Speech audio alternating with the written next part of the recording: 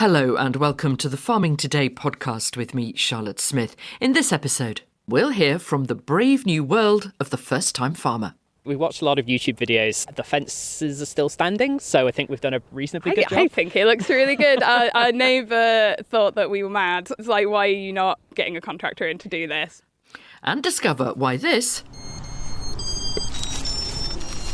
is no longer music to the ears of the RSPCA. We know they're a negative experience for animals, and compared to, for example, a solid fence, there's no visual cue for the cattle using these collars that shock is about to come.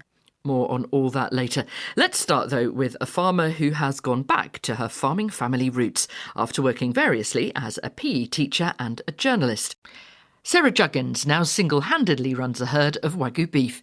Anna Hill caught up with her delivering hay to the cows. Just winding that wire back in again, and we're going to unwrap it. This year was quite difficult. I mean, this winter fodder, the drought, and not that much grass growing. Yeah, it was a real problem. I mean, I was very lucky to secure quite a number of bales of this good quality hay, but not enough actually.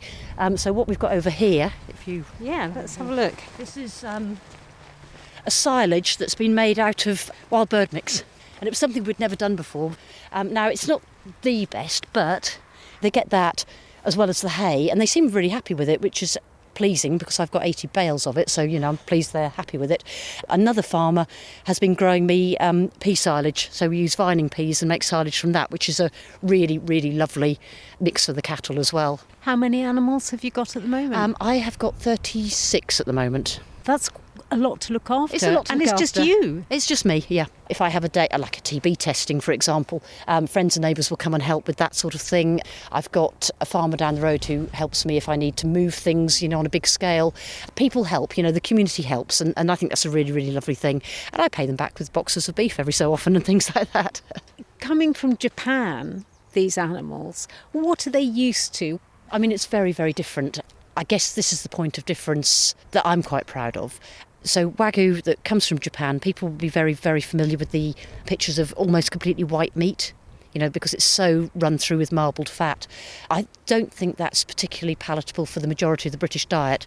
And the reason it's like that is because these animals are kept in conditions that... I'm not judging this. These are conditions that works for the Japanese Wagyu market. They're kept in buildings. They are fed an extremely scientifically and rigorously tested diet that will allow the marbling to develop to its very, very best potential. The key to all of that is the genetics of the animals, so making sure you've got the right genetics to produce the high marbling. And then they're kept in those buildings. So they don't get an awful lot of exercise, and I'm a former PE teacher, and I think that everybody should do exercise. So my cattle, they have the right genetics, they have access to great quality food, but they also move a lot. And this means that they've got muscle and they've got fat. So when you see the meat, yes, there'll be marbling, but it won't be that tight white Japanese fat that we've got. You can hear more from Sarah and Anna tomorrow morning at 6:30 here on BBC Radio 4 in On Your Farm, or afterwards on BBC Sounds. Well, Sarah went back to her farming roots, but all this week we've been talking about new entrants to the industry, those who want to farm but don't have land. The price of buying or renting a farm can make it hard if you're not from a farming family. We spoke to a variety of people who have made it work despite the many challenges. And Nancy Nicholson has been to meet a young couple who realised their dream by leaving behind their city lives in York and moving hundreds of miles to the Western Isles. Come on, sheep. Come on, sheep. So this is a croft at 13 and 14 Garranin. It's about 5 hectares in size. We got the croft back in October, so we've just been starting to move animals onto it, and we're renovating the croft house as well. Currently have ducks, chickens and sheep. I'm with Luke and Helena Crossland-Thompson, and it's a crisp, very cold winter's day. A great day to see the croft, gorgeous. actually. So we're standing looking right on to the full length of the croft, and it goes a long way up into the hill there. Yeah. But it's absolutely covered in rushes and ruins. Yes. So you have your work cut out, guys. We do, yeah. So the croft itself, we're quite lucky in that it has been used, so it's not completely overgrown, but there are a lot of rushes, and we have some very nice old dry stone pens and other structures, but they are in need of a bit of TLC, and the ditches need some work as well. You are brand new crofters. Why did you come so far? We've been planning a move like this for several years, so Yeah, going we've into it. looked at land in Yorkshire, Wales. We basically needed something the right size and the right price point. The price was the Yeah. biggest one, and also just finding like readily advertised small acreages was really difficult. And you have a foot on that farming ladder now. Yeah. Is it what you dreamed of? You're screwing up your faces. I mean, there's been like ups and downs, definitely. Doing anything with animals, there's always going to be something that goes wrong, and we've had plenty of that. But there's also been plenty of stuff that, having tried for the first time, we've managed to do successfully. And you're both still working. Luke, you have a job here, and Helena, you work mainly online. You're a scientist. I am, and I work from home. I was doing that in York, so I was very lucky that I had a job that I could just move house, and it hasn't been a problem. And you're learning new skills. Yes. Fencing. And Yeah. that is very impressive. We watched a lot of YouTube videos. The fences are still standing, so I think we've done a reasonably good job. I think it looks really good. Our neighbour thought that we were mad. It's like, why are you not getting a contractor in to do this? But I think with a lot of things in crofting and farming, you just have to give it a go. Yeah. So would you recommend making the move? I've no regrets doing it, certainly. It's been a great experience. Local crofters have been really, really helpful and really welcoming. They're just happy that young people are getting involved and are interested. And as long as you're open to listening to them and their experiences, then they're happy to help you. Nancy Nicholson reporting there. Much more on new entrants. Just search for Farming Today on BBC Sounds. MPs on the Environment, Food and Rural Affairs Select Committee say the government must seek carve-outs or exemptions on alignment when negotiating with the EU to avoid unnecessary burdens and undercutting of farmers. In May last year, many farmers and food producers were cheered by the news that a common SPS, that's a sanitary and phytosanitary agreement, was on the cards. It would mean that the vast majority of movements of animals, animal products, plants and plant products between Great Britain and the EU could be undertaken without certificates or controls. Since the UK formally left the EU in January 2021, the UK became what's called a third country trader, with food exports subject to inspections and bureaucracy that are thought to have cost hundreds of millions of pounds. Well, this new trade agreement is now expected to come into place by 2027, but there are concerns that the deal will bring the need for realignment of rules, because since Brexit, the UK has diverged on things like animal welfare, gene editing and pesticide regulation. Alistair Carmichael is the Liberal Democrat chair of the EFRA committee. Essentially, this is about easier access to markets within the European Union. It would strengthen our competitiveness, it would strengthen our food security, and it would give us that extra element of resilience in supply chains. But in the background, the law of unintended consequences is never far away. Well, let's look at a couple of examples. Animal welfare, for instance. The committee has a recommendation saying we need exemptions from aligning with the EU on things like animal welfare so that we don't have to change our rules every time the EU changes their rules. But that might be difficult, mightn't it? It could indeed be difficult, so the implementation period would be important. But, these exemptions are possible. The Swiss have an exemption in the agreement that they have with the European Union. But as things stand, I can't even tell you with certainty whether or not on-farm animal welfare is part of what is being negotiated or not. So the danger is we don't get sufficient input before an agreement is signed, and then afterwards, the way the scrutiny of treaties and agreements of this sort works within the House of Commons, we may not have sufficient parliamentary scrutiny either. Your report talks about carve-outs. What sorts of things do you mean there? The government needs to be talking to the people who are experts here. So that is the people who are growing the crops, raising the cattle, the people who are doing some of the really interesting and quite exciting work around precision breeding and gene editing, which could be under threat if you don't have a carve-out for that. That's something which we have in England and not in Scotland, Wales and Northern Ireland.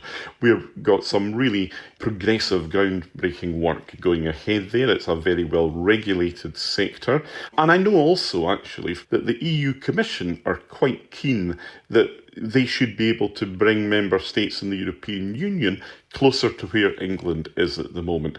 There are areas like this where the Union will be wanting to bring themselves closer to us. That's interesting, isn't it? For instance, on pesticides, there are different rules, aren't there now, between the EU and the UK on pesticides. So that certainly needs to be on the table, doesn't it? Absolutely has to be on the table, because there are a lot of products that are consented for use in the UK but not in the European Union, and vice versa. We have been away from the table for a long time, haven't we? So how much bargaining power has the UK really got? Look, this is a deal that can be made and is in the interests of both sides.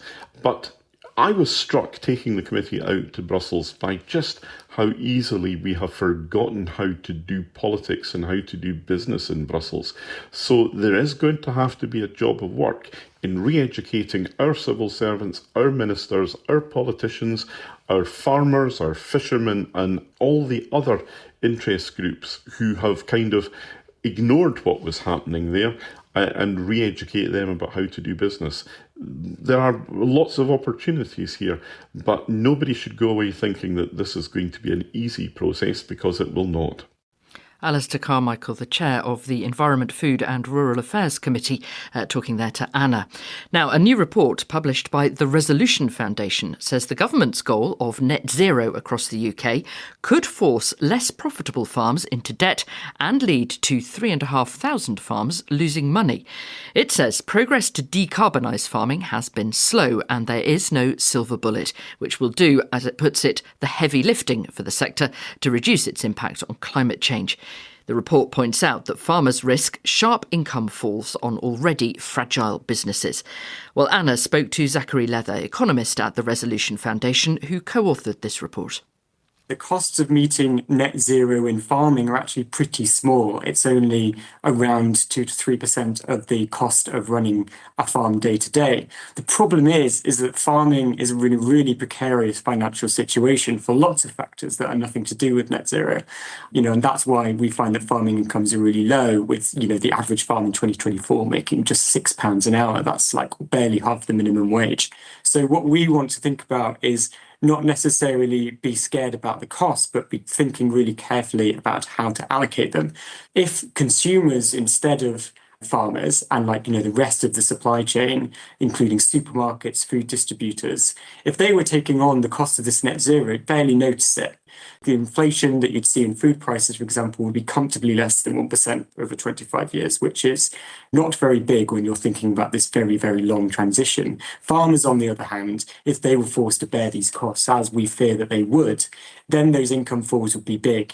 Net zero cost being put on farmers would cut incomes by a fifth. So it's less about the cost being big and more about who bears them. At the moment, farmers have been given taxpayers' money to implement environmental schemes which do go towards the net zero target. Should there be more money for that to help farmers bear the cost of decarbonising? It is the taxpayer, it is the household that eventually pays for that. And so it's not a way of kind of avoiding consumers taking any costs of this. What we're seeing with the subsidies, like the sustainable farming incentive, a lot of the time, in order to, if you want to use subsidy to both persuade farmers to do things as well as compensate them, you end up both paying quite a lot. So if we want to do this in a cost efficient way that gets costs down for the taxpayer, as well as getting costs down for the farmer and getting costs down for the consumer, then we need to be thinking more about how to use market mechanisms, which is why we recommend regulations that try and put the burden on supermarkets. But if the cost is passed on to the consumer, consumer in the shops, wouldn't that just make British produce more expensive and less able to compete with imports? Yeah, it's vital that any solution also deals with the fact that, farmers are, exposed to competition externally. And that's one of the reasons why we suggest going with a carbon emissions standard, which would apply also to, incoming imports as well, to ensure that they aren't simply undercut. Your report recognises that some land use definitely has to change.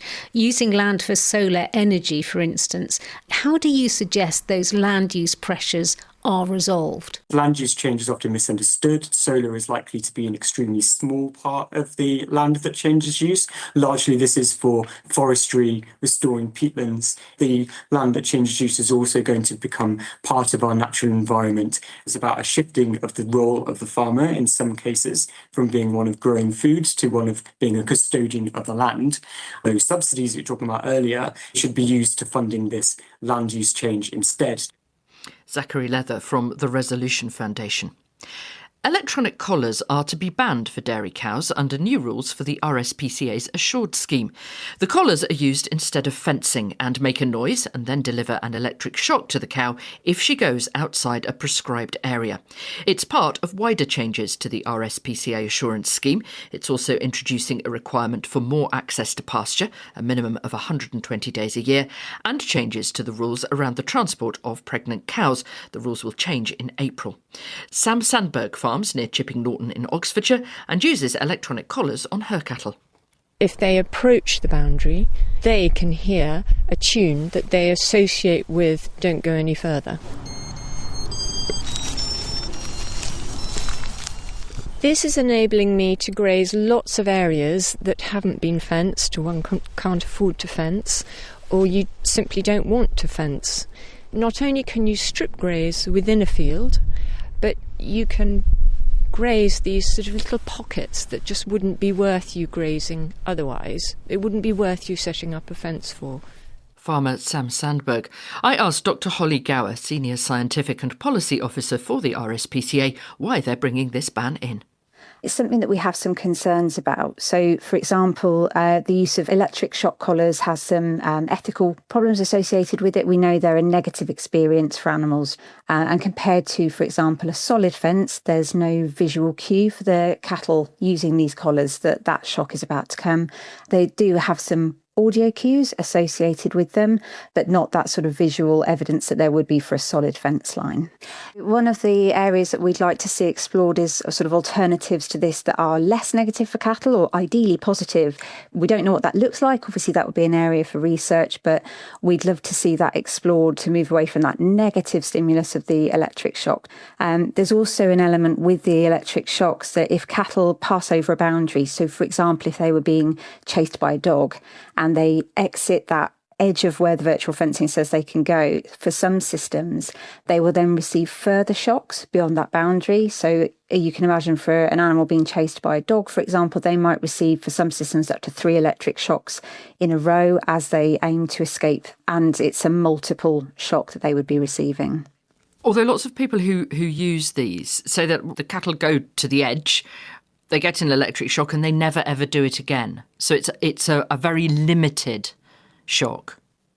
Yeah, the research out there, it does show some mixed effects, as you say. So there are cattle that are faster learners on this, and there are some that take that bit of time to sort of work out that association with the audio cue and the electric shock. And of course, for all cattle, they are going to have to go through that training period of learning that noise means that something unpleasant is about to happen.